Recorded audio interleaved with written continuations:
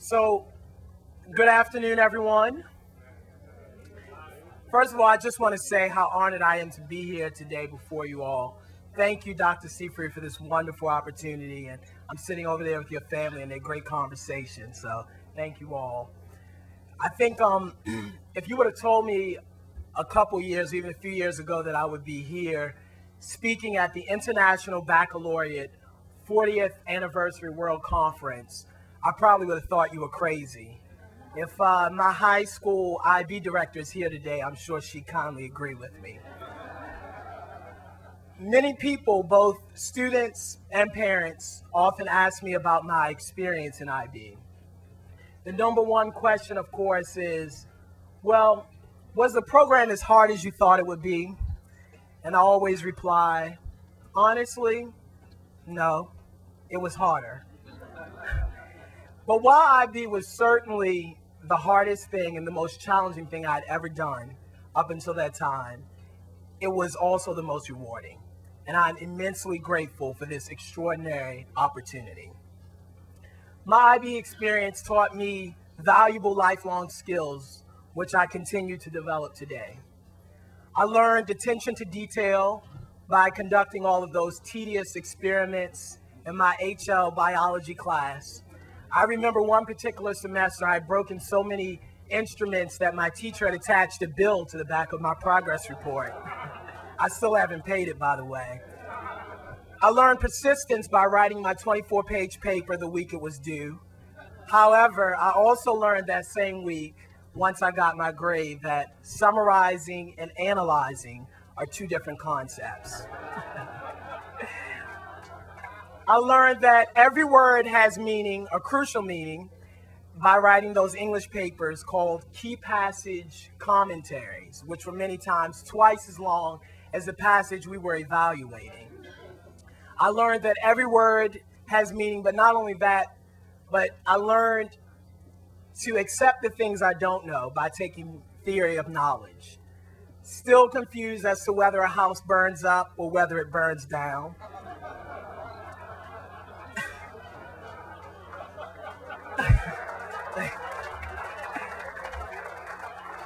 I learned dedication by taking an IB test, an AP test, and turning in my senior paper, extended essay, all on the same day. But most of all, I learned time management by completing the program with honors while serving as class president and then student government president.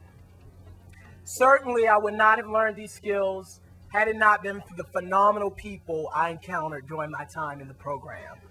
I will never forget my math teacher, Miss Lowe, who stayed after school tutoring me week after week, or my social studies teacher, Miss Sharkey, who took our class to see the 2000 presidential inauguration. I won't forget Mr. Crippen. He was my Model United Nations coach for 3 years, or Mr. Reynolds, my English teacher, who I grew to appreciate immensely once I began college.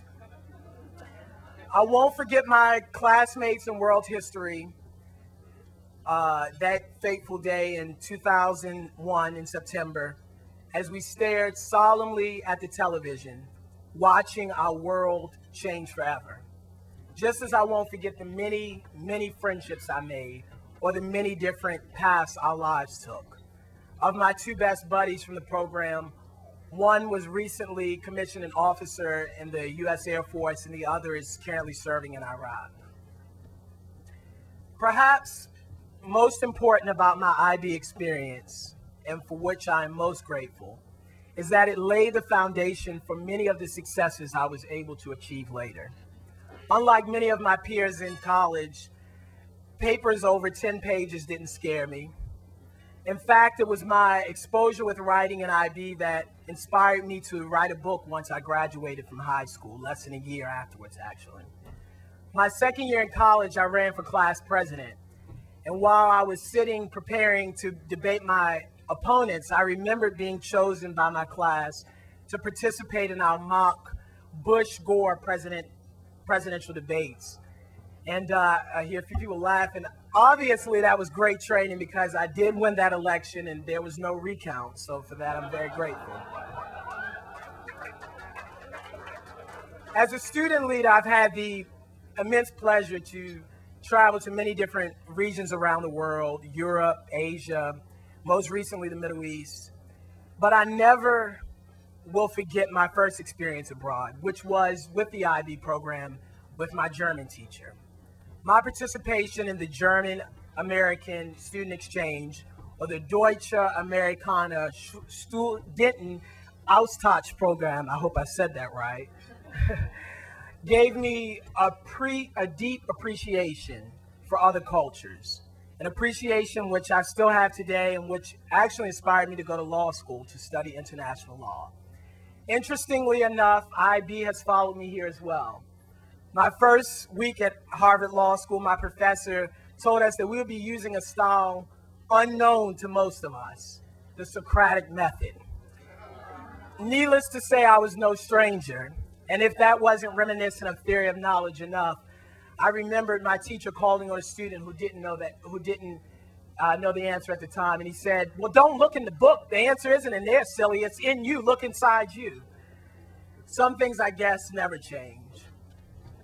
My fellow Morehouse alumnus and, as you said, Atlanta's favorite son, Dr. Martin Luther King, once said that the goal of true education is character plus intelligence. The International Baccalaureate program has certainly exceeded this standard because of its commitment to excellence in all that it does, because it has teachers that view their profession as more than just their profession, but their passion as well, and because of its perspective, which is not only global, but forward-looking. The International Baccalaureate program is truly in a class of its own. I am proud that this organization has given students around the world a top-notch education and is not now and has never been exclusive to race, ethnicity, creed, or socioeconomic status. And I'm even prouder to be an alumnus.